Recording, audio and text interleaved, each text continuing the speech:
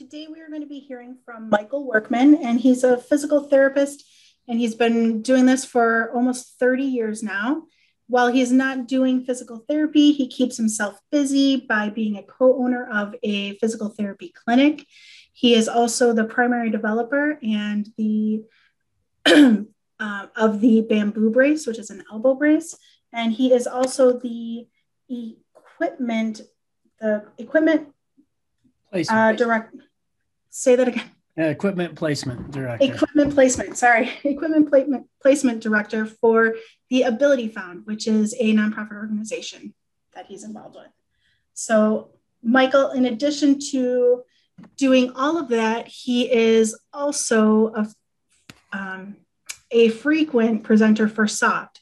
And so, with that, I'll turn it over to Michael Workman. Thank you. Thank you, Kelly. Thanks, Terry. That's hopefully I can live up to the introduction, and hopefully you'll find the information helpful today.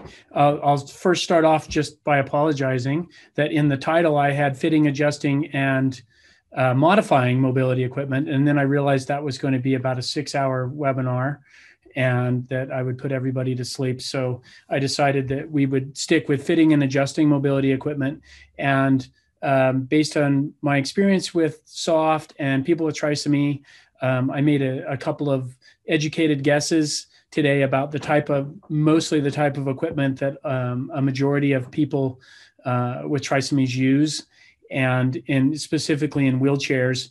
And so as we get going today, one of the things I really want you to keep in mind, and I'll try to remind you, and Kelly will probably help me to help remind you, which is it can get a lot of anxiety about this kind of stuff. Whether or not the things I'm talking about apply to your equipment and the individual pieces that you're using for your people. But really what I want you to focus on is not the actual products that I'm using or even the frame of chair that we're using or adjusting, but it's the principles of what we're doing that apply across the board to the majority of this type of equipment, and specifically seating devices. Wheelchairs and adaptive strollers is where we're going to concentrate today. If you want to contact me, this is my information. I have 1,000 email addresses, but for the purposes of this with SOFT today, michael@abilityfound.org is best for me. And that's my phone number there. And text works best for me. So if you're going to contact me, texting me with, sometimes people will email me pictures of equipment they want me to look at. Sometimes people will text me, but it's phone calls that I'm not very good at. If you get me on the phone, I'm fine, but it's getting me there that's the challenge. So a little bit about Ability Found. I've been working with Ability Found for almost 15 years. It's a publicly owned 501c3 charity, and they've been around for almost 30 years as well. And it's just really trying to connect people with the equipment that they need for 1,000 different reasons why they would need it. Not covered by insurance. They already have a wheelchair or a piece of equipment and wouldn't be eligible for another one. They have the wrong piece of equipment for their needs. Stuff that just generally isn't covered by insurance at all, even if they do have it. So it's a lot of fun. It gives me a great amount of joy doing it. That picture is a little guy, Caden, with cerebral palsy, but next to him is Ernest Robinson, and he's the founder of Ability Found. His little boy Matthew passed away at the age of 10 with cerebral palsy, and this is his likeness in the Ability Found logo. If you're ever interested, he sculpted and made an amazing monument to his son that's in the Salt Lake City Cemetery, and it's about 7 or 8 feet tall, and it's a boy climbing out of a wheelchair. And so that's one of the things that is the donations back to Ability Found that helps us operate, is the proceeds from the little likenesses and statues of the boy and the girl now climbing out of a wheelchair and ascending upward. So pretty cool. But if you have questions about Ability Found, please reach out and I can help you with that as well. So the objectives today, I wanted just to give you a basic understanding of what ideal or more ideal seating and positioning looks like, specifically in wheelchairs. and adaptive strollers, but mostly today we'll focus on a tilt and space wheelchair. Making so that you feel comfortable making some modest adjustments to your equipment without thinking that you always have to go to the vendor. And have an idea. This is the modified part that we're not going to talk about, but if you get to duct tape, that's a problem. Whenever we get to duct tape, that's when we need to rethink what we're doing. So today's focus, here are some of the types of seating and positioning. In my experience in working with SOFT over the year, I think I've presented for SOFT probably maybe 6 or 7 times now in different capacities. But most of the people that I know with trisomies are going to be in a tilt and space manual wheelchair or maybe an adaptive stroller. The more conveyed, like transport strollers, some of you will have, and some of those will have seating on it. But a lot of the younger kids especially might have a Zippy Voyage or a Kimba, Autobot Kimba. But we're going to make our adjustments today on a tilt and space manual wheelchairs with the hope that you can transfer some of the principles we learned to some of your other stuff. I know there's probably a couple of power chairs around. The same stuff applies. This is the chair that we probably don't see so much in SOFT, which is the ultra lightweight self-propel manual wheelchair. But again, the seating in all of these devices, the principles of the seating would be the same. When we do seating measurements, this is the chart that we use. And when I ask, when I sit down, the vendors use these when you meet and you go through a wheelchair evaluation. Therapists would use these. And I think as parents, you need to feel comfortable with these. And if you send me a message, I'm more than happy to send you this little guy. I've used 1,000 of these little charts over the years. And I think this one is pretty straightforward with one exception. So the measurement of hip width A, it's down here, it's across the feet. So some people think it's the distance of like 1 foot to the other, which of course could change erratically when people move their feet. But really, if you see the lines going up, the measurement A for hip width, which is a very important measurement, one of the most important measurements for a wheelchair, is actually from one side of the hip to the other side of the hip in sitting. These measurements are always best taken in sitting. You don't have to be in a wheelchair to take them, but sitting on the edge of, just a regular chair, an office chair, a kitchen chair, something like that, a bench, that's where they're best done. And so we'll go through some of these. Seat depth is that measurement also a variant from the back kind of by the tailbone to where the knee bends over the cushion surface. So seat depth is one of those things that we're going to talk about today in pretty good detail, because that's one of the adjustments that I think you guys can make without too much trouble. Hip width, we'll talk more in detail about that, but hip width is one of those adjustments when we run out of room side to side in a wheelchair, that usually does require a trip to the vendor. Most people are not going to be, it's not about being skilled when you're adjusting for hip width. You need parts, and most people are just not going to have parts that you need to adjust a wheelchair for hip width. So the other one that we're going to talk a lot today is about leg length, this measurement F. That's where the knee bends over the cushion or the surface and comes down to the bottom of the heel. In therapy, we call calcaneus. So this space behind the knee, we call the popliteal space, just a fancy name for behind the knee. But we measure for seat depth, we measure from back by the tailbone, where they hit the back of the wheelchair, to where the knee bends over in the popliteal space. And then for leg length, we measure from the calcaneus up to the popliteal space. Another important measurement that gets overlooked a lot in wheelchairs is this measurement D, seat to elbow, STE. We always, like everything, we got 1,000 abbreviations in this business, but having that elbow supported in the seating at a proper height where the shoulder is not plunging downward or elevated is a really important measurement that a lot of people gloss over. The vendors do it. They gloss over it a lot. In my experience as well, they come to the fitting and then maybe the elbow pad isn't as adjusted as well as it needs to be. And we don't have the support, but we need to, especially in tilt and space wheelchairs, we need to make sure that the support is coming up to the elbow and that they look good up in the upper part of their trunk. And then some of the other measurements that we'll go through briefly, seat to top of head, the TOH that we call it, that helps us with placement of the headrest, and seat to top of shoulder, that helps us with placement of the backrest, which I'll call wheelchair back a lot, and just out of habit. So we talk about wheelchair back and then moving things back. And sometimes the use of back in multiple contexts is confusing. If that sounds like it is, I'm sure that Kelly will let me know. So moving right into it, we'll look at our diagram. And then this little gal, Brooklyn, is a client of ours at Ability Found.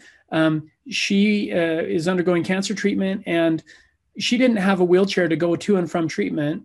And as you all know, sometimes it takes a few months to get a wheelchair in, and she was just getting very fatigued. So one of the caseworkers, I sent her this diagram texted it over to her, and I said, can you get me some measurements?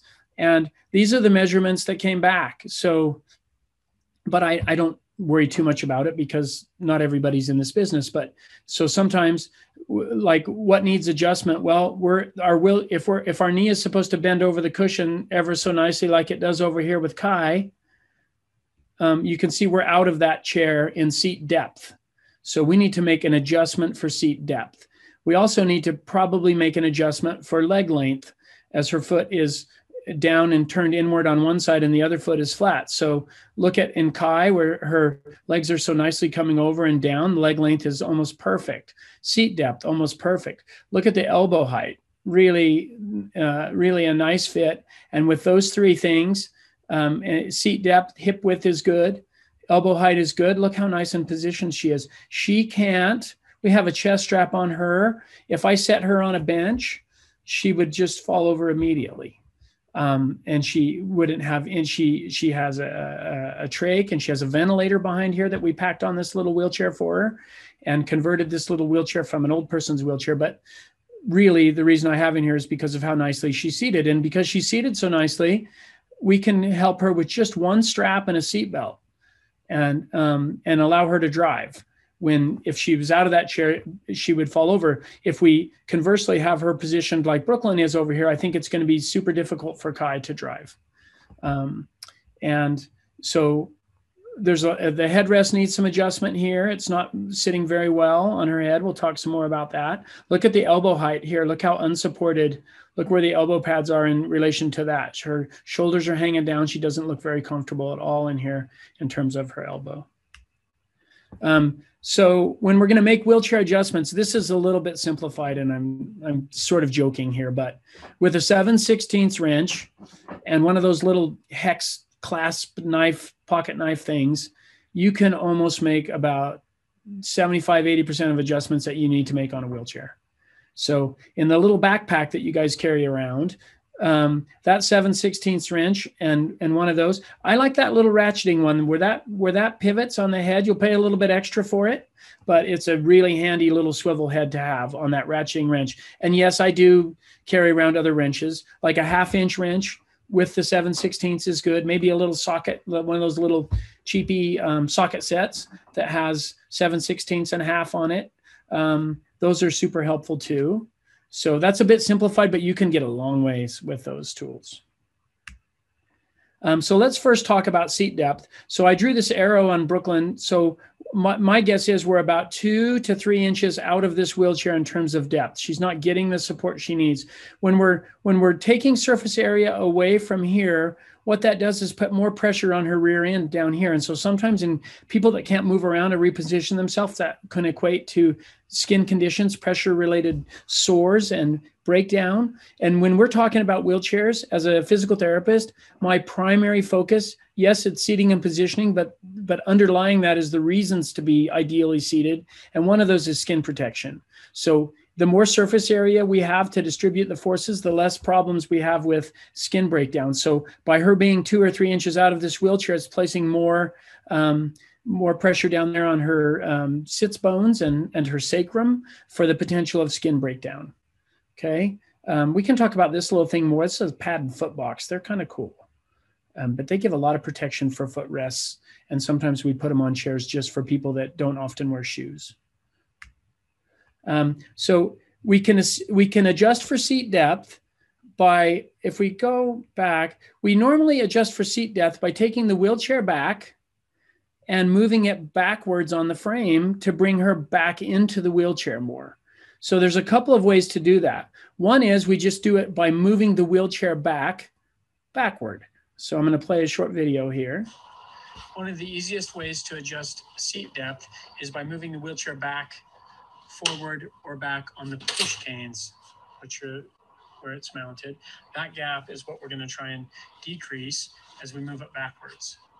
So we can do that while it's on the chair. We can loosen the bolts that are on the back. All the different brands basically have the same type function. And we slide it back and then we tighten up the bolts. We can also take the entire back out of the wheelchair and we can adjust them like on the workbench, slide them forward or back to adjust for depth.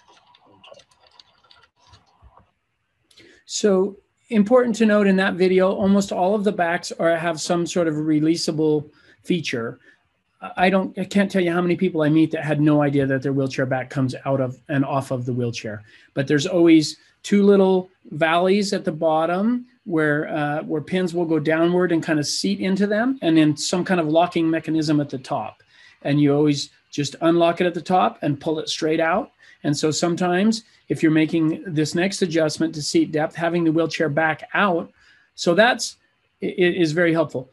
We can make about an inch, maybe an inch of a half adjustment in the wheelchair back by sliding it backwards. If we, like in Brooklyn's case, in this picture, we could not make up that amount of space by just moving the wheelchair backwards. So if we're out of the chair like an inch, maybe an inch and a half, an adjustment through the wheelchair back is helpful. If we're more than that, then we're going to do this next one in using the push canes.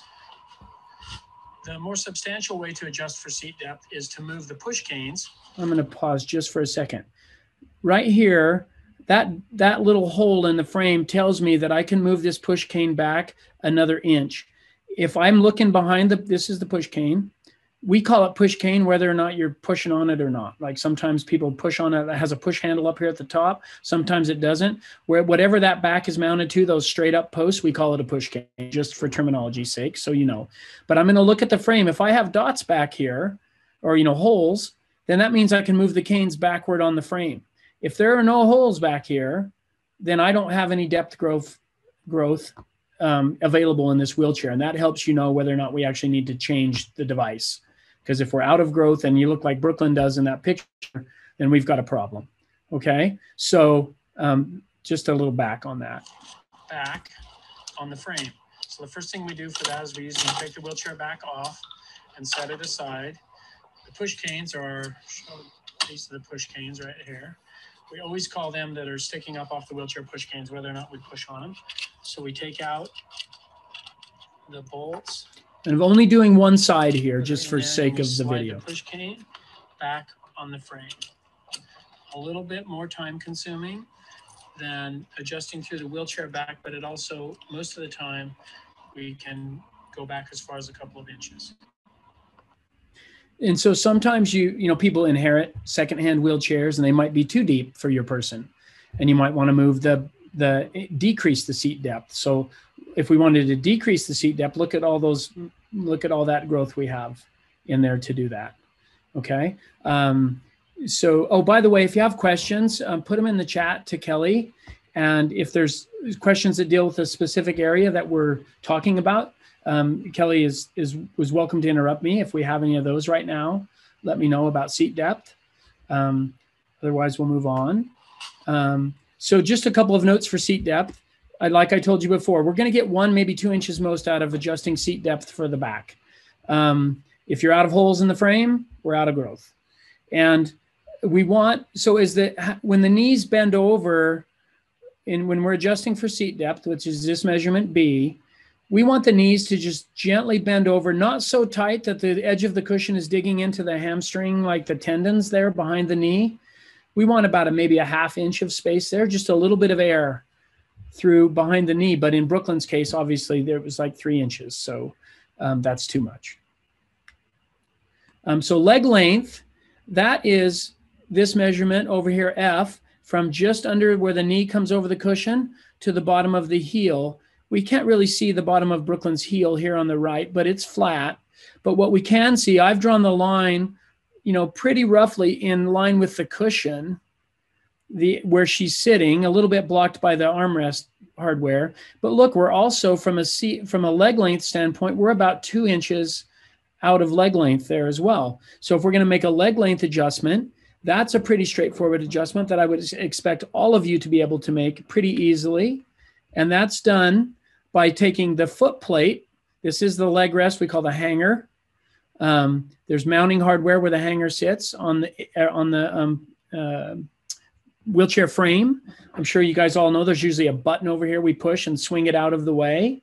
And then we move the foot plate up and down the hanger. And so this is an extension. These are pretty easily found. So if you're out of room down here on this, unlike the seat depth, we don't normally have extensions for seat depth, although some chairs do. But a lot of chairs have these extensions for leg length. So this one already has an extension on it. But we'll watch here. To adjust for leg length, we take the footrests off of the leg rest hanger and move them downward most of the time if we're growing a wheelchair. So we go down, find the desired slot for leg length that we want, put it back on, and tighten the bolt, and then we would do the same for the other side. Occasionally, we have people with leg length discrepancies where one leg is a little longer than the other. It's usually not 3 inches like that one, but so sometimes we can move those downward. This is a picture of a little gal named Sophia, but look how nice. That's what we want the leg length to look like. Just barely coming over the cushion, not down so she's up on her tiptoes. Leg length, like one of those things that just breaks my heart when people are going to the vendor, making an appointment, taking time out of their day, dropping off a wheelchair, all just to have these foot plates move down the leg rest. That's definitely something that we should be able to do. I want a comfortable look like Sophia has right here is what we're after. So we can adjust not only when we loosen these, we're going to change position of the foot in this video, but we can also, by loosening these bolts on top of the foot plate, we can also change the angle that the foot sits. So if kids, which many of them have, deformities in their feet, where one is tighter than the other at the ankle, they're up on a tiptoe, or they're flexed upward. A lot of the kids with trisomy are low tone and they're flexed upward. If we want to accommodate for that angle, you can do what I'm going to do here, and then when you tighten it back up, you can dip it at the angle that you want, or bring the back end up at the angle that you want. So this is just a little trick to change the position. With the foot plate is positioning either underneath the wheelchair, like this one is, or we can reposition the foot plates and put them out in front more, depending on the angle that we like with the kids' feet. You have to switch sides with the foot plate to do that, and then you tighten those bolts on top to hold it back into place at the angle that you would like. This was one that when Kelly and I were practicing before the webinar today, this was one that she said, wow, I wish I would have known that. That's just a really simple move that we make. You can't flip the same side foot plate around and extend it on the same side. Otherwise it doesn't tighten up. This piece that sticks out doesn't reach the bolts. So you have to flip flop the sides in order to do that. You can also take this hardware off of this side, the mounting hardware, and put it over on this side, and then the foot plate goes out way wide. There's a very few circumstances where that's helpful to do, but occasionally it is. But for the purposes of this, we can position the foot plate out forward in front, the foot plates rather, plural, out in front of the wheelchair or back underneath the wheelchair. Change the angle. So that's foot position and angle, different than leg length, but still very handy things that are easy to do. So just a couple of notes. We want the underside of the knee gently resting on the cushion without any air showing underneath the knee if possible. I talked about extensions. We can purchase those to make the leg length so that we can, if we're out of leg length growth without having to buy a whole new leg rest hanger, we can just do that. I have 1,000 leg rests here at Ability Found. And if you send me a picture of the mounting hardware where the hanger sits, I can send out. It might not be the same color as the chair you have, but I have a lot of leg rests that fit a lot of different chairs. And usually we just put those in the mail and send them out to you. And for a small donation back to Ability Found, most of the things here would be certainly under $50. And a lot of them probably in the $30 range for different things. So as I mentioned before, we want to pay special attention to protecting skin with foot plates. And when skin and metal interact, it's usually not a very pretty picture for wounds. So that's what we want to always make sure that we're protecting the person's skin with some sort of protection between the skin and the metal. So those extensions that were on there, I normally have about 50 or 60 of those kicking around at any time, as well as leg rests.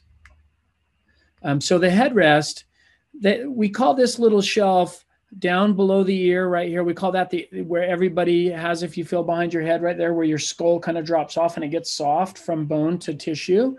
We call that the occiput. That's that little shelf of bone right there. So we want the headrest to come down and be angled right here. So it's just under the occiput, and so the occiput can rest on the headrest. That usually equates to about half of the person's head being above the headrest. That's your general rule of thumb on headrest. If we look at Brooklyn, I would say 2/3 of her head is above that headrest. So we're a little bit low on the headrest. We need to come up. And then also our angle is off. I'm sure many of you have monkeyed around with the headrests and they swivel around and they can just kind of fall apart in front of your eyes. But we can adjust them. And there's a little bit of strategy to that, which I'll go through now. So this has two videos. First, we're going to talk about a little collar, like same as like collar for your shirt, but it's a collar that goes around the headrest shaft. So that when you're pulling the headrest in and out, if you need it to get on the bus or into one of the cars or whatever, and you're taking your headrest in and out, you can have a little collar on there so that it always goes into the same spot that you had it before. To the headrest. If you frequently take the headrest out, there's a little collar that we can slide to a certain level. We can tighten that. And then every time you take your headrest out and put it back in, it will always go to the same height. Okay, so that's helpful. If you don't have a collar, they're easily found, either from people like me or on eBay. And then if we're adjusting the headrest in general, these are some of the ways that we do about that. Wheelchairs have a lot of adjustment. Normally we start out just undoing or loosening rather a few different bolts with the Allen, the hex set. We want that angle, like angled back under the shelf like that. There's also a couple at the top by his thumb that we can adjust, and you basically just change the angle, get it where you want it, and then tighten all of those back up with the hex wrench. They're also, you can bend headrests as well. So if you don't like how much they're cupping around your person's head, you can take them and you can bend them. And so an amazing guy that works for Shriners Hospital here in Salt Lake City, his name is Ken Kazol. He's an occupational therapist. He has taught me just about everything that I know about wheelchairs. And that was one of the tricks that he sent me. This happens to be a pretty wide headrest, but if the people are kind of taking their head off to the side and getting off of the headrest and coming around, I tend to buy them a little bit wider. The one that I like the most is probably the one that's about 10 inches wide. It's this company, Whitmire, makes them. Autobach makes them. A lot of people make these headrests, and they're all very similarly constructed. But you literally can take it in your hands. You could take it out of the base and put it over on a vise and bend it that way. But I usually just bend them right. Like I look at the shape of the person's head that I want, and I just take them and bend them right there, like just right in place. And you can, and if you don't like it, you just bend them back. So they pretty easily move around and bend, and I didn't ever realize that until Ben showed me one time. A really handy trick. But this angle, see how this headrest is kind of vertical right here. And it's that adjustment, usually the one right up where it hooks in, that gives us a little bit of an angle or a tilt backwards like that. And we want to match that angle to the person's head where it comes up. And so sometimes we'll come in at the right position in terms of the occiput with about half of their head sticking above. Then we have air right here at the base of the neck because we haven't taken that angle and adjusted it inward. So we want to take that angle and move the bottom of it in a little bit and angle it backwards. So not only do we have it at the right height for the occiput, but we're not seeing any air in here between the person's neck and the headrest. In the seating and positioning world, when we see air or space, that usually means we need to adjust it. That's kind of one of those like nuggets that you would always say, I'm seeing air there. I don't think I should be seeing air there. Maybe I need to adjust this piece of equipment so that I don't see air. I should also say, as a general rule, we don't take the person's extremity and bring it down to the support. We bring the surface up to the person. We bring this headrest. We don't put the headrest here and make this person crane to, move their neck and strain to get back to the headrest. We bring the headrest to them. We bring the elbow pad up to them. We bring the foot plate or footrest up to the person. So we bring things to them. We don't make them go search for them. That's really one I probably should have written down someplace. That's a very important one. So just some notes real quick. Make sure I hit on everything. Under the occiput, yes. Not making them search for support. That's a big one. I did write it down. Amazing. Let me see. That post, sometimes this post it goes down and starts hitting into things. And so you can't get the headrest down in as far as you want. So you simply just pull it out.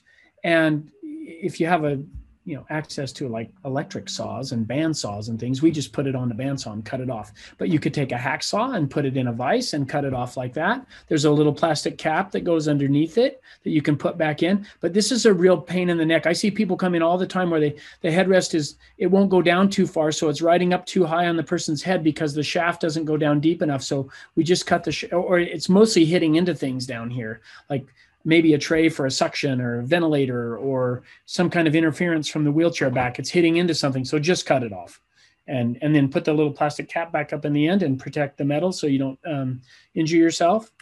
And so that's usually pretty helpful. And in those newer styles, like I talked about, they're very bendable. One of those things that breaks my heart again, like I would tell you before, that people going to wheelchair vendors to get their headrest adjusted or their headrest, that's one of those things that I want you as parents and caregivers to be able to do. We should be able to do that. You should email me or text me if you're thinking about going to the vendor before adjusting that. So hip width, remember, that's one of those things where we need parts. And so this is one, when we're out of room side to side, there's a couple of little tricks that we can do, but mostly this is going to require a trip to the vendor to get some parts.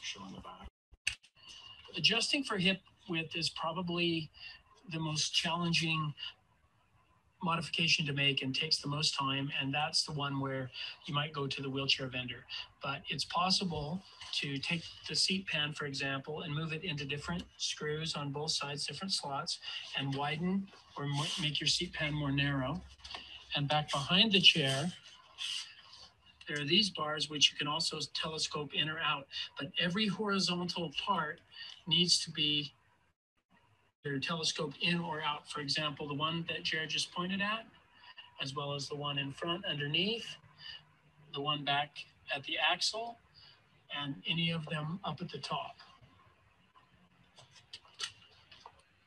So, but usually when we adjust for hip width, now this also applies to seat depth, but when we adjust for hip width, that usually means we need to get a new cushion, because now our cushion, we've made the chair wider by an inch or two as people grow. And so we need a new cushion because the cushion's not big enough. Sometimes the hardware on the back that we used to slide the back forward and backward to adjust for seat depth, that hardware where it hooks into the push canes, now our push canes have become wider because we've made our chair wider. So now we have to move the hardware on the wheelchair back outward so it's wider as well.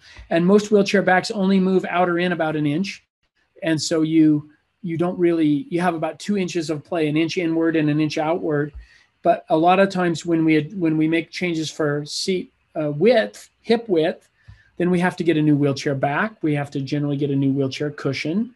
Those are the two biggest items that are most costly for that sort of thing. And then the overall, and then not to mention that we need parts. So sometimes we need parts to grow that axle and telescope it outward. Sometimes we need parts to widen the seat pan. up in here. So now that's a reason to go to the vendor. That's the reason to get a prescription from the pediatrician or the neurologist that says wheelchair modifications, and then you take it to the vendor, and while you're there at the vendor, they look at all of the things that need to be done and they order the necessary parts. So yes, hip width you can tinker around with, but it's one of those that when we start making adjustments to hip width, we probably should get some help.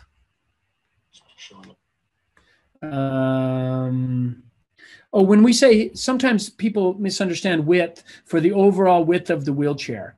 When we say hip width, we're just talking about the sitting surface that's in between the armrests. That's basically what we're talking about, hip width.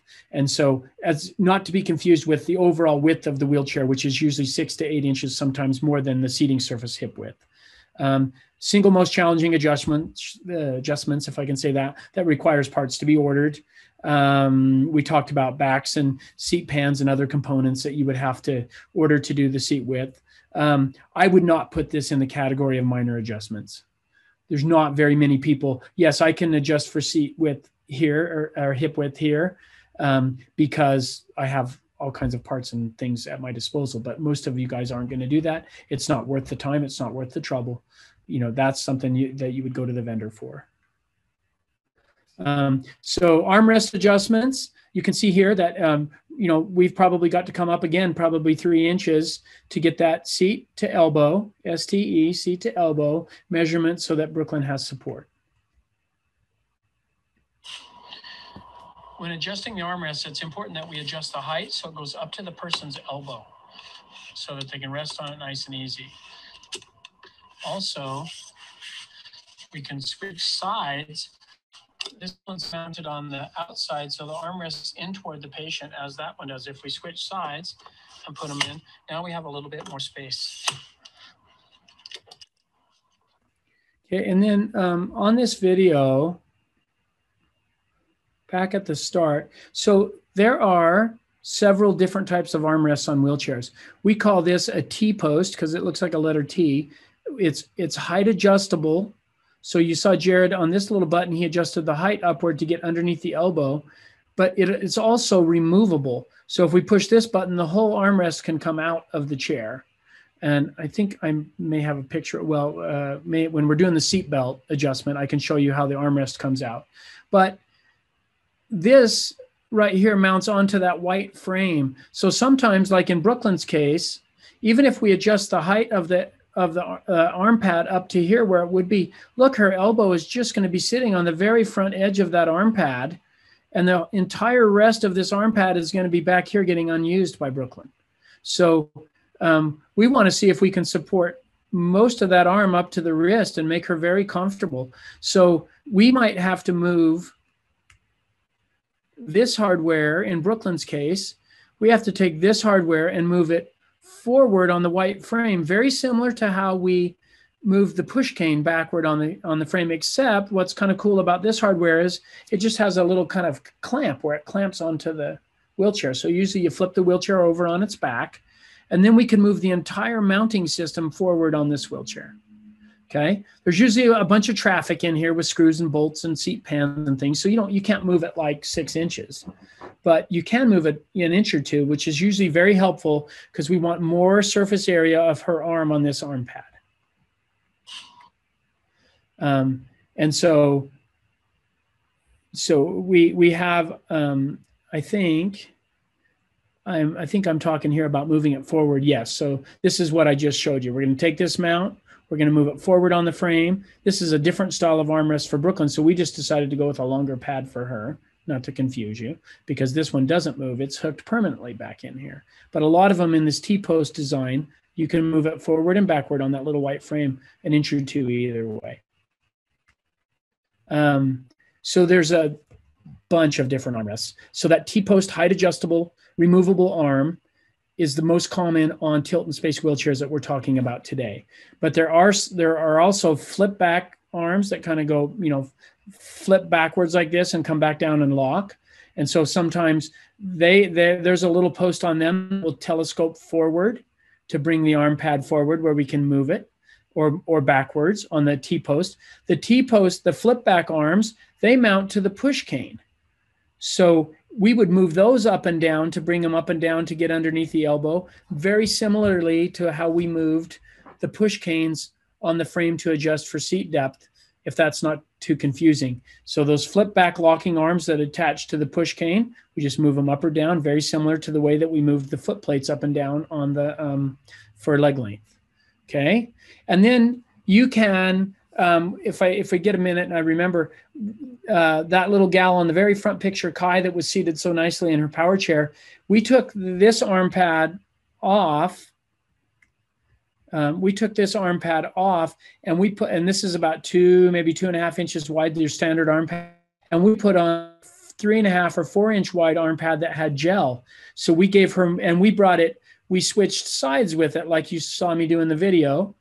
And so that we brought the arm pad in closer to her and it gave her a much more support in here to be able to drive. And she's, you know, she has a genetic diagnosis of some kind, which I don't know, but her muscle tone very similar to the kids with trisomy that I've met. Trisomy 13, trisomy 18, very, very low and loose muscle tone. So sometimes just getting a bigger armrest pad and bringing it in and giving them more surface area to operate with is super helpful. Okay.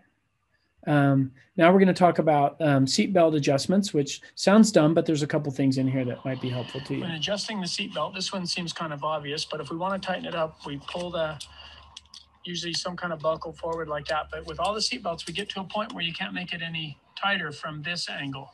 So that's when we normally pull off the armrest. That's me taking the armrest out. That out of the way. Get all the stuff out of your way you can. Little metal piece we call a tri-glide, which means that you go into it 3 different ways. We pull up a little bit of slack, and that's tightening the seatbelt if we wanted to loosen it. Come back, pull a little bit of slack out of the bottom.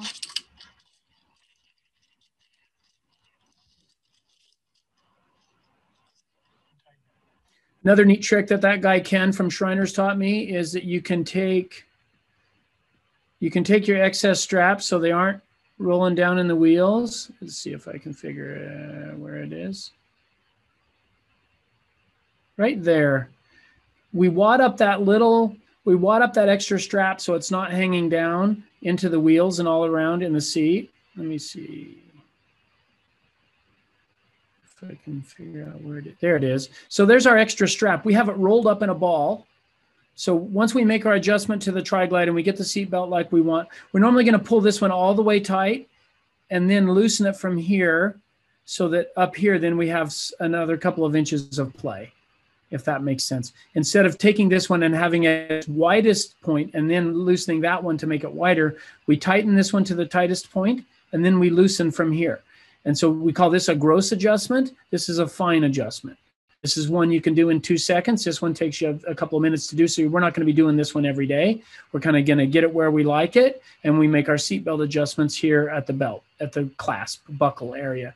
But that little excess strap of 5 or 6 inches, Ken taught me that if we roll that up in a ball and then we take 2 little pieces of Velcro like that you would buy at Walmart or wherever, and we stick a piece of loop to a piece of hook, and then we circle it around the strap and we secure the strap to itself in a little ball until the next time we need to go in adjustment and then adjust it.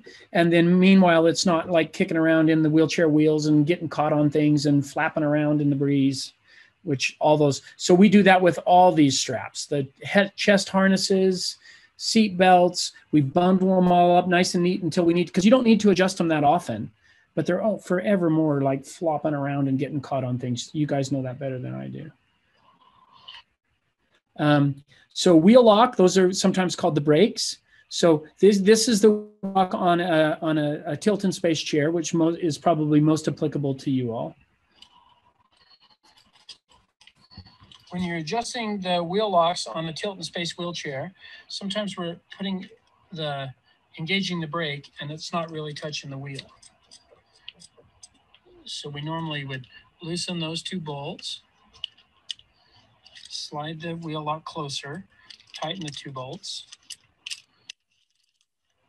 and then engage the wheel lock.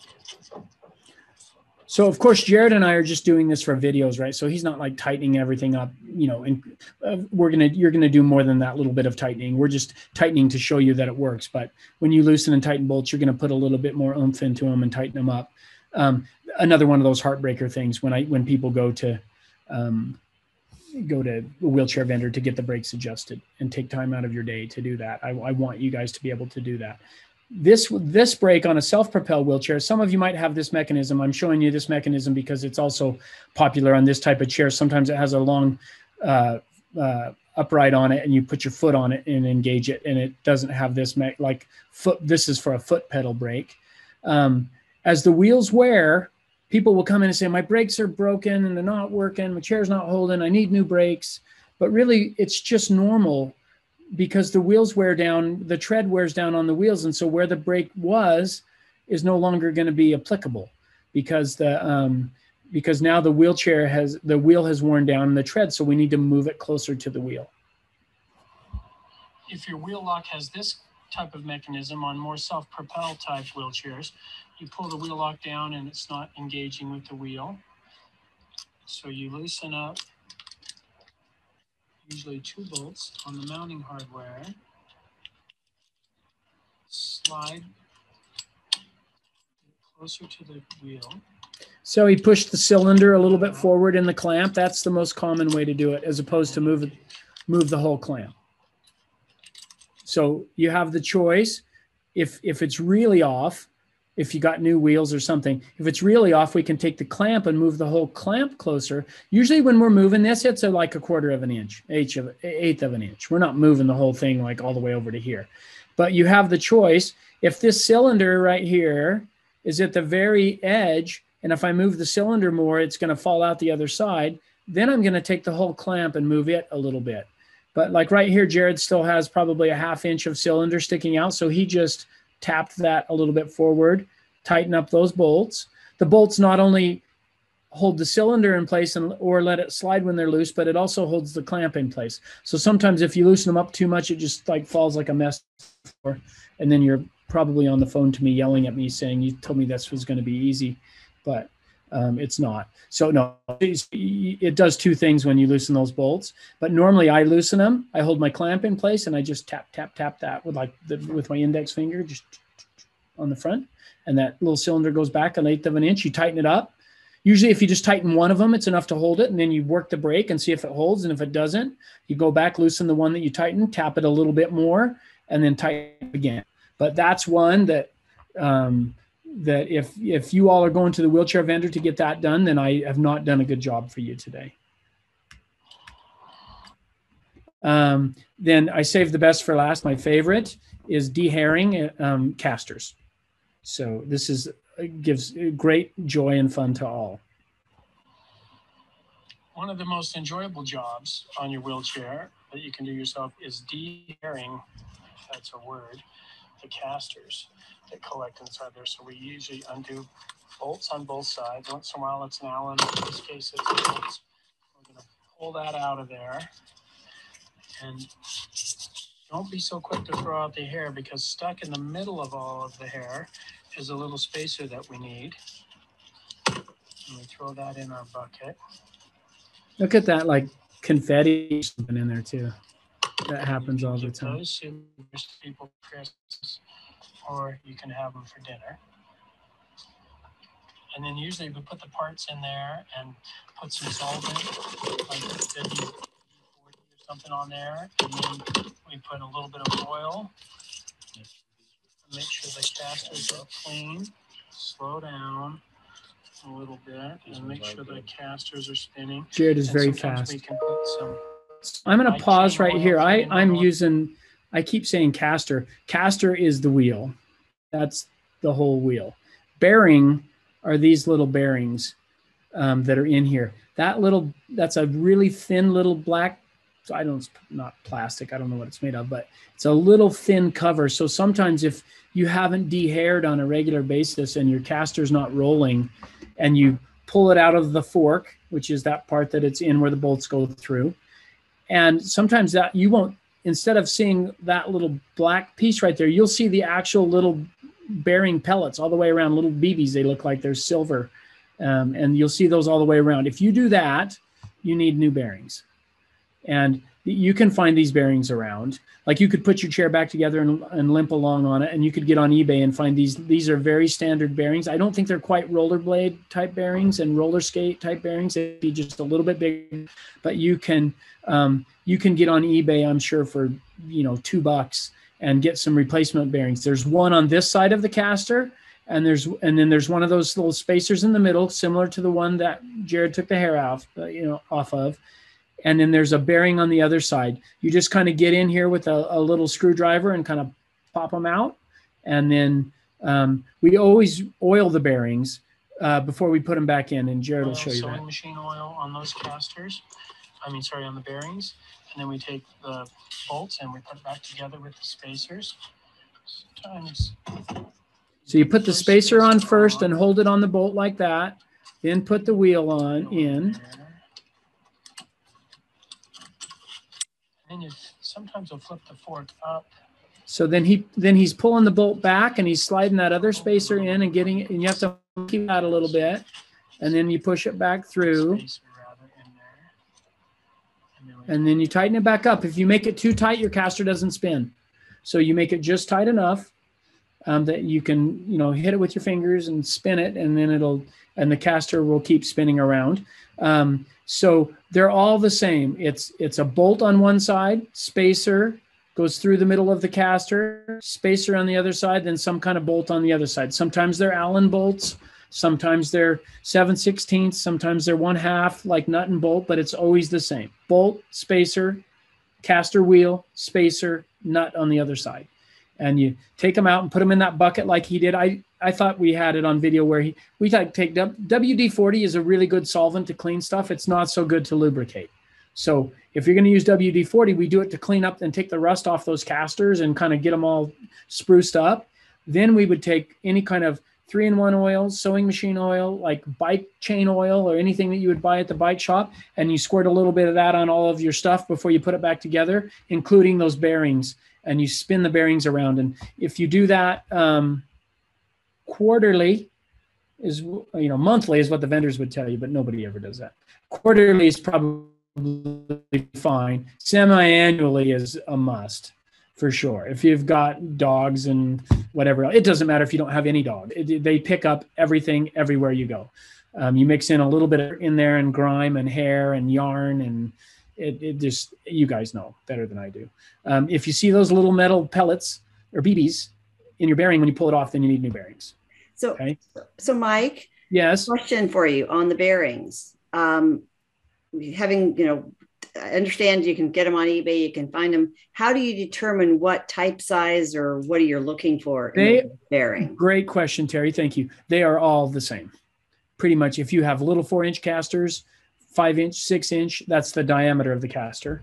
Like these are 5-inch casters. So it's based on that, and then the bearing would apply. The middle of it, those are always the same. Okay. So the size of the caster doesn't matter. The caster bearing is probably how I would search for it if you're searching online someplace. Caster bearings. You can take your bearing out, like I said, pop it out with a screwdriver, and you can measure it, or just measure it in place, measure across it. It's probably 3/4 of an inch, maybe.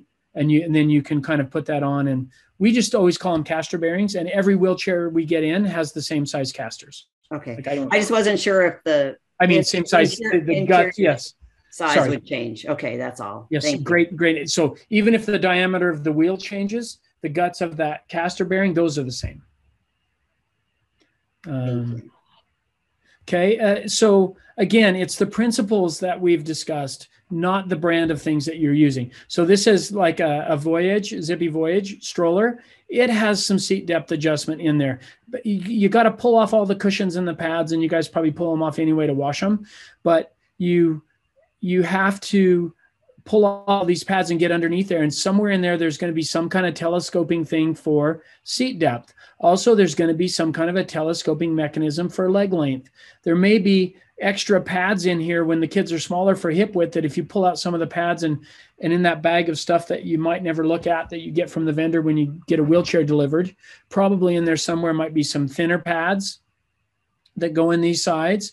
Also, the back height of the back as it goes up, that you can usually adjust. You can usually adjust the height of the headrest. So not as adjustable as the tilt and space wheelchair, but debatable maybe in convenience. I think people a lot get them for convenience, and also because they fit small kids. You can get a 2-year-old in there, or even a 1-year-old in these. When putting them in a tilt and space wheelchair might be a little bit more difficult. So it's the principles of what we're doing in terms of those measurements, not the brand of what you're using. We used a tilt and space wheelchair today because it's easiest. It's easiest for us to impart that knowledge and education to you, because the adjustments are more apparent and they're just bigger and easier to make than sometimes on the strollers. The most critical measurements and things to adjust: seat depth and leg length, width, of course, but the ones that you can have the most influence on are probably seat depth and leg length, and the headrest height. And you can also move your back up and down those push canes to adjust the back height as well. And so what are your options? We get this a lot when people have outgrown strollers and they're only 3 years into that magical 5-year period of time. And we don't often invoke the medical need clause. You note on all of your insurance policies and everything that nowhere does it say in writing that you can only have a wheelchair every 5 years. They just tell you that. So verbally they tell you that, but it's not written in there that says you only need a wheelchair every 5 years. It's just this rule that everybody talks about, but it's not really written anywhere. So there's a clause called medical need. And if we're 3 years into this stroller and we can't grow it anymore, and what we really need is either a bigger piece of equipment, a tilt and space wheelchair, or whatever it is that we want to order, maybe it's another stroller, that's when it's the job of the physician that you go to, with mostly the therapist that you're seeing, the physical therapist, the occupational therapist that you would make an appointment with. It's that physical therapist and the physician substantiating that your person needs this piece of equipment in order to be more independent with the skills that they have to do to carry on a day, what we call, another rabbit hole, mobility related activities of daily living, MRADL. So we always say this is critically needed because she can become more independent. Doesn't mean you have to be absolutely independent, more independent with mobility related activities of daily living. Every line they say, why do you need this wheelchair cushion? Why do you need this wheelchair back? Why do you need this type of footrest? Because they will be more independent with mobility-related activities of daily living. I usually put that in the first paragraph, and then every accessory I have to justify after that, I just abbreviate it MRADL. And we're just going to say that they would be more independent if they were seated better and positioned better. They would be better protected from their skin. And so even if we're 3 years into a wheelchair or 4 years into a wheelchair, they'll start to scare you. Oh, you can't do that. It's not 5 years old. Well, you can. We don't do it all the time. But when you need it, that's when we invoke that clause. This is not meeting their medical need. They have outgrown this wheelchair. This person has a rare form of trisomy. They had to be in a wheelchair since they were 1 year old. The type of wheelchairs that grow and make it 5 years, they don't start when kids are 1 year old and go until they're 6. They usually start when kids are about 3 and they go till about 8. So when we need to put a 1 year old in, and kids with trisomy have very, very low muscle tone. They need a lot of support, the babies. And so we have to get them in some kind of supported seating. And so if we put them in an adaptive stroller, because we really can't get a tilt and space wheelchair that's that small, and then we'll do our best to get it to grow for 5 years, but I'm not going to guarantee it. And so usually in my letters where I go on and on, where I'm sure the people from the insurance companies are not reading them, but usually in there, I always throw in a sentence or two, which I would like you to make sure that is in your wheelchair, your therapist's wheelchair letter when it's written before the doctor signs it. And somewhere in there, it says, this is a great product. I'm paraphrasing. This is a great product. It should last Ashland for, the next 3 to 5 years, excuse me, with proper maintenance and growth. But there is a need that this wheelchair is most likely going to need modifications for accessories to which she's outgrown. And so I'm already planting the seed in there. So if I come back in 3 or 4 years and I need a completely new wheelchair because she's outgrown it, I'm going to flaunt their old letter back in front of them that says, see this, you guys signed off on this. This was signed by myself. It was signed by the physician. The wheelchair vendor, the professional involved, made all the appropriate measurements. We did our best to grow this wheelchair, but this no longer meets their need and we need to have it replaced. And so, excuse me, you can lean on me a little bit if you need help with the verbiage for all of that. But really, we want it in there somewhere that yes, we're going to do our best to make this last 5 years, but there is a chance that it may not last because we can't predict how kids are going to grow and how they're going to be. And so, but that's kind of that magic 5-year rule thing. Where can you find parts? So sometimes you'll spend, you say, oh, we need this part for this armrest. And then you get the prescription from the doctor that says wheelchair armrest. Then you give it to the vendor. Then the vendor orders it and the vendor forgets about it. And then you email or call the vendor in like 8 weeks saying, hey, what's going on with that armrest? Oh, that's still on prior authorization. It hasn't been approved yet by the insurance company. Let me work on that. Then like 3 weeks later said, oh, we got that approved. Let's order it. And then like 2 months later, email the vendor, call the vendor. Hey, what's going on with that armrest? He's like, well, didn't they call you? That's been in for 3 weeks now. Didn't no one call you? So it's just whenever we're ordering little parts, they always seem to get lost and fall between the cracks. And so all these parts that we've talked about today, most of them, they're people that have them on eBay all the time. All kinds of little knick-knacky wheelchair parts, armrest pads, armrest, caster bearings, forks, wheels, replacement things. So yes, you can go through insurance and replace all that stuff, but sometimes, buying them and whatever eBay's version of Amazon Prime is, and they show up to you in, 2 days and you paid, $10 for them and you saved a whole bunch of time and energy and hassle. So if you're doing a width growth for hip width, now there's something to go to the vendor for. There's something to, when you're ordering, cushions are $400 or $500 new, wheelchair backs are $400 or $500. So when you're ordering that kind of stuff, yes, absolutely, go to the vendor, do that. And if you're unsure about how to put them on, you can Google you can put in the serial number for your wheelchair. You can put in the brand and the make and the model. You can find owner's manuals online in PDF. You can find how to install, repair, replace just about anything in step-by-step instructions. So just get on Google, get your parts, figure out how to do it, and get on eBay or somewhere and order stuff. Want ads. I find eBay to be the easiest, cheapest, and fastest. So if we have to buy parts, normally that's where I go. But most of the time I don't have to buy a lot of parts. We have them. And that's my contact information again. That's Angel. He's from Mexico and has made an amazing life with one arm is all he has.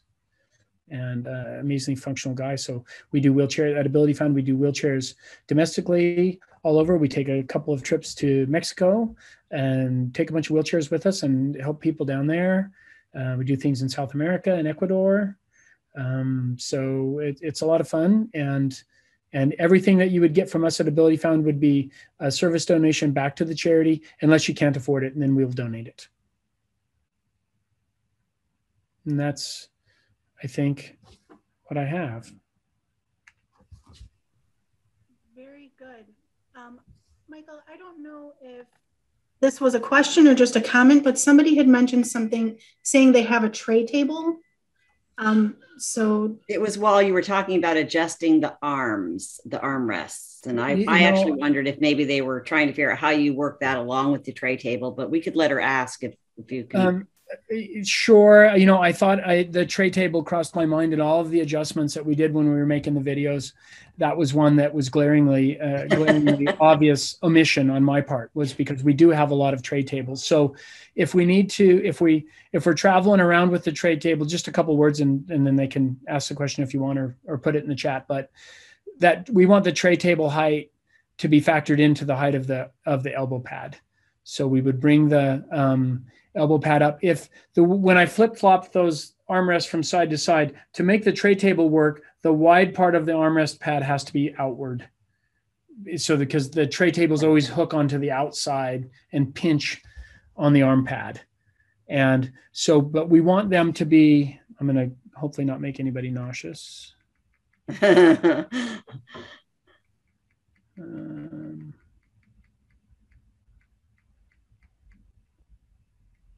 So on Kai, like we want, if we had a tray in here for her, normally we don't drive power chairs with trays because when you run into stuff, it like pushes into your vital organs. And so, but we put big, broad arm pads on there to kind of simulate giving her more supported arms, but we would factor in the tray height there. Like we would factor in the tray height on top of that. Sometimes the tray hardware will break. The attachment hardware you'll lose, it'll come undone and you'll have screws and washers spilled all over and you'll lose things. If you send me like a picture of the tray hardware, then sometimes I might have some kicking around at Ability Found that I can send you. They're pretty easy. There's 5 or 6 kind of popular styles of the tray hardware. I'm just going to go back here so you guys have my contact. There's 5 or 6 different types of tray hardware. Usually if you take a picture and send it to me, then I can help you with that. But you can also go on eBay, for example, and put in wheelchair tray hardware or wheelchair tray mounting hardware. And then you'll see a bunch of pictures come up and you can kind of pick the one you have. I'm very certain you'll easily be able to find that online.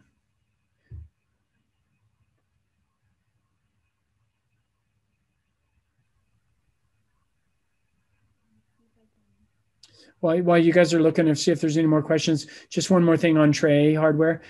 I think the best type of tray hardware is the kind that actually comes from below and above and pinches down on the armrest pad. There's sometimes that kind of like Velcro wraps that go around. I'm not a big fan of those. They don't hold very well. They slip off. They angle forward or back. And so I like the kind that kind of pinch.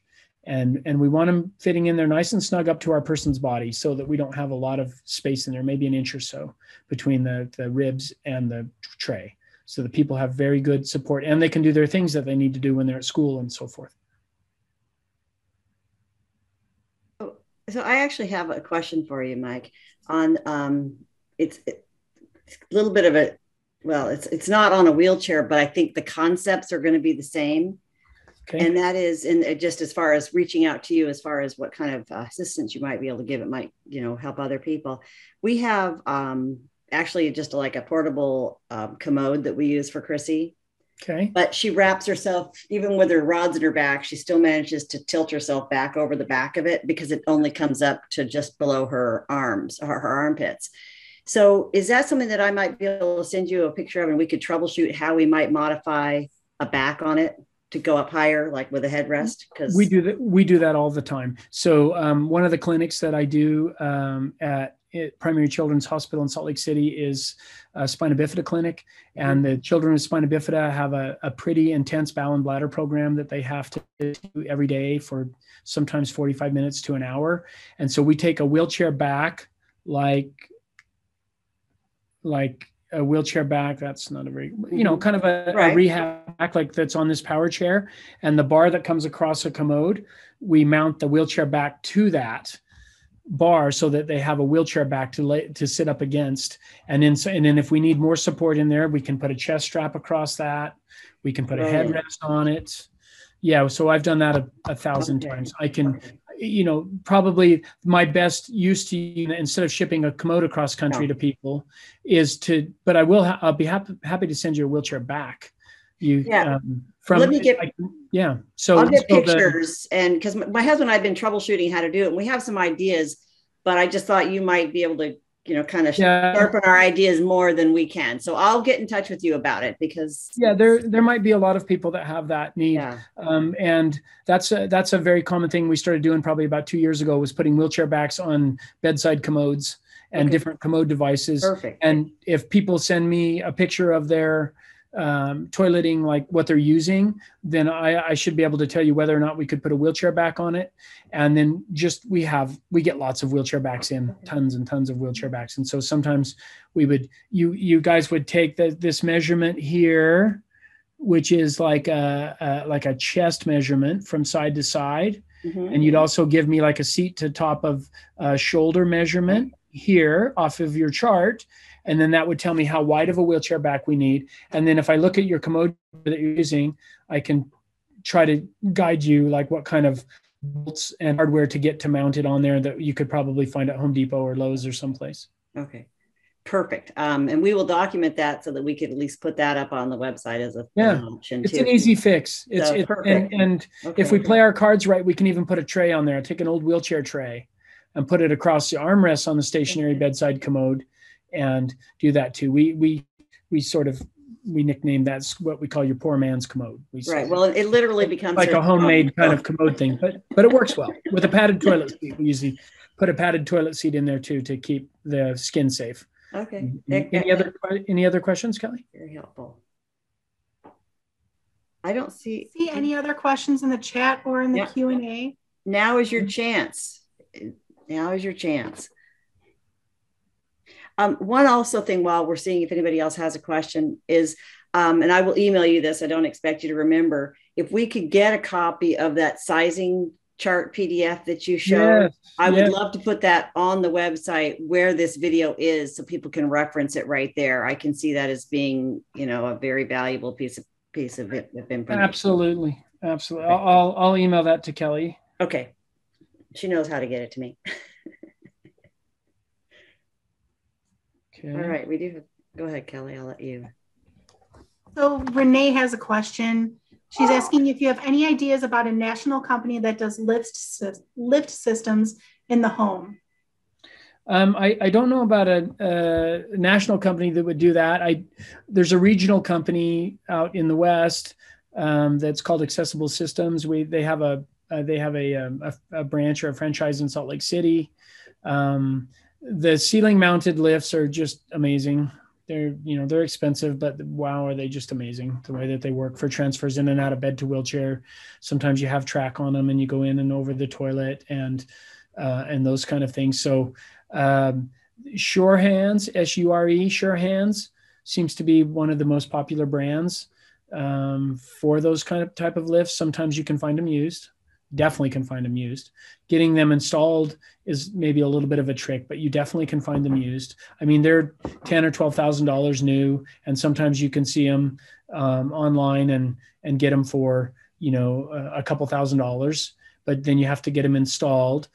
Sometimes you just have the vendor that would be in one of these companies that would come out to the house and kind of spec out your house and say, if you were going to get a lift, this is the type of lift that you would get, and this is the parts that we would need. And so you, for lack of a better term, you're just trying to get an education from the vendor, and then you'll get a price from the vendor and you'll say, I'll do my best to, and you might get a couple of quotes and you say, we'll do our best to see if we can do this new, but I'm not sure we can, but thank you for the information. And then if you decide that you can't afford whatever that was, you can use the education that you've received to look for some used ones. And then a lot of these vendors will install used stuff. They don't enjoy it, but they understand that, they much would rather sell obviously a brand new, mounted lift, but they also understand that this is a really expensive business. And sometimes the people that really need these type of things don't have a lot of financial resources to be able to pull it off, and that there's a lot of used equipment in this business. And so a lot of the vendors will reinstall used equipment. And some of them are very happy to do it and some aren't very happy to do it. And if they're not happy to do it, then just move on to another vendor. The ceiling mount lifts, they could be done by maybe a handyman with the right installation manual, but you're really going to want to make sure it's somebody you know and trust. So Renee goes on to say that they're having an issue with insurance. Sure Hands doesn't accept their insurance, and they've been looking for a ceiling lift for about 6 months. Margaret made a comment about that, and I don't know if this is a brand or if it's a type, but she said that they use a barrier-free lift in their ceiling. Barrier-free is another company, an older company, I think, than Sure Hands. Another one is called Prism, like the glass little triangle thing. Prism lifts, I think, are a little bit more affordable than Sure Hands. It's not Sure Hands that's not taking your insurance. Manufacturers don't normally take insurance, right? It's your insurance company. It's the same vendor.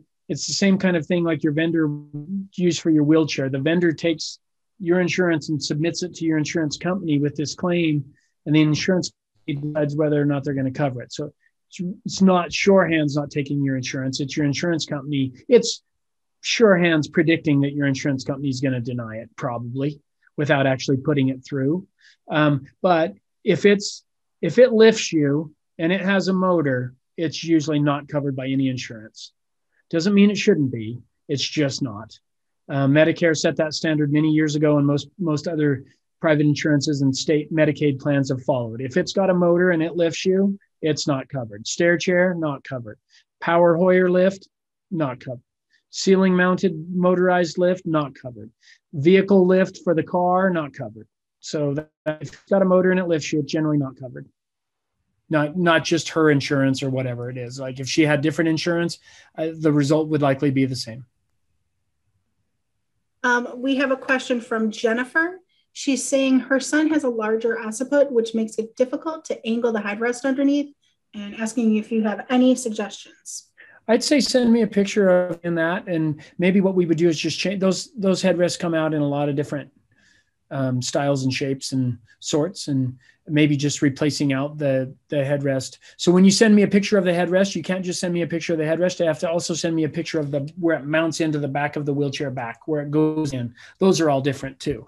And so sometimes we just might take a bigger headrest than what he's currently using. We might bend it. We might still try to work on that angle that we like, wherever it went, that angle, right? We're still going to start looking at that angle with his head in a vertical position. We're looking at that angle right there and seeing if we can match that with the headrest, at the same time bending it around the sides by the ears if we need to. Maybe just a larger surface area would help. I don't know though until I would maybe see a picture of it. Does that help? And then Margaret asks, how can you pad foot plates to protect the feet? So that little gal Kai, she has, so that little bumpy stuff right here, there's a type of wheelchair cushion that's all air called a Roho. It's for people, mostly people that don't have any sensation or have a history of skin breakdown. They make a wheelchair cushion that has larger cells. These little cells are filled with air, and a Roho wheelchair cushion, they're larger, they're a couple of inches tall. This is called Roho adapter pad. And so sometimes people Velcro that onto footrests. This padded foot box, you can find some of those used on eBay as well. I like padded foot boxes. If you're not taking the leg rests off very often and you're leaving them in place, I love padded foot boxes. This is like a 3-sided padded foot box. And it just mounts with Velcro onto here. You can screw it down into the foot plate if you want, but I love padded foot boxes, but you can't, it makes your leg rest not come off very easy when you do. So that's kind of a pain. One of my favorite things also taught to me by Ken Kazol at Shriners Hospital in Salt Lake City is a neoprene, like a wetsuit material, like a boot. So you take like the shape of the footrest, whatever it is.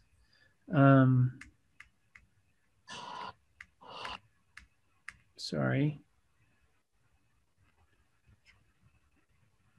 We take like whatever the shape of the footrest is, and then we get like, you know, you go down to the Goodwill or somewhere and you buy an old like wetsuit or some neoprene, or you find somebody in your town that makes things out of neoprene and you go buy some scraps off of them, and you kind of make like a little sock out of neoprene, and you bring it around in the corner with a drawstring or something and kind of bunch it up in the corner.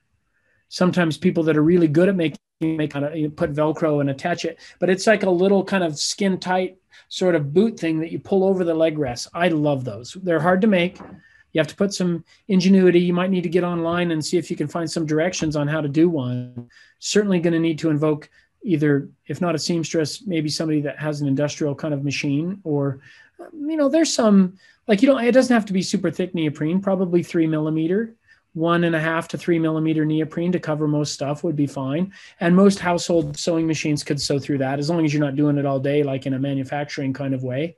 But neoprene boots and neoprene covers, I love those. Those are my favorite. The Roho adapter pad, if you buy it new, you'll pay a lot of money for it. It's expensive and it comes in a sheet and you kind of cut it with scissors. So you would look for that used as well on eBay. Roho is ROHO. It's an acronym that I can't remember what it stands for. It's like some kind of pressure reducing something. Roho, the cushion company, is now owned by a wheelchair company called Permobil, Permobil.